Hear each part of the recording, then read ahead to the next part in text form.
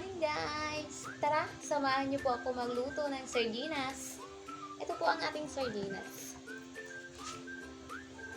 Tapos lalagyan po natin siya ng twist.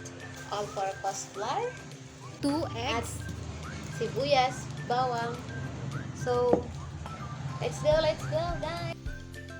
Ito guys yung sardinas natin. Bali dudurugin lang po natin to. Bali nagtabi po pala ako dito ng kalahating sauce ng isang sardinas. Gagamitin natin pang sarsa mamaya.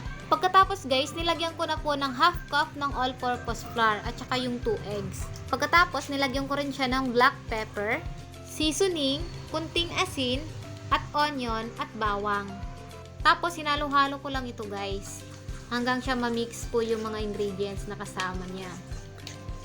After po nito, saka po ako nag-preheat ng kawali. Bali, piprituhin lang muna natin siya. Ang ginamit ko dito guys, kutsara, para maliliit lang yung scoop niya. And then, pag maging brown na po siya, baliktarin po natin. Depende na sa inyo guys kung anong gagamitin yung pang portion. Ako, mas prepared ko po yung kutsara lang, ganyang kalaki.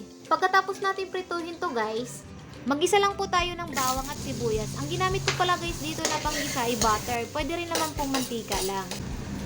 Kaya po butter ang ginamit ko kasi mabango siya guys. Saka po nilagyan ng ketchup at konting tomato paste. Kung wala pong tomato paste, pwedeng tomato sauce. Nilagyan ko siya guys ng oyster sauce. Optional lang naman.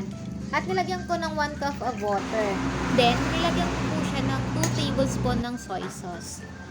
Konting asin at black pepper. At nilagyan ko na rin guys ng seasoning. Ito ko na guys nilagay yung tinirang sabaw kanina ng sardinas. At last ko pong nilagay guys, yung 1 tablespoon ng sugar. Antay lang po natin guys maluto. Ito nga po pala yung prinito natin kaninang sardinas. Ayan, kumulo na. Saka po natin ilalagay yung sardinas. Halo-haluin lang po natin ito at pakuluin natin ng isang beses. Ayan guys, luto na po ang ating sweet sardines ball. Kung nagustuhan niyo po ang aming simpleng video, please pakipollow po ang aming page, pakishare na rin po at para ganahan po kami sa pag-upload ng mga panibagong video. Maraming salamat po. See you in the next video. Bye bye bye!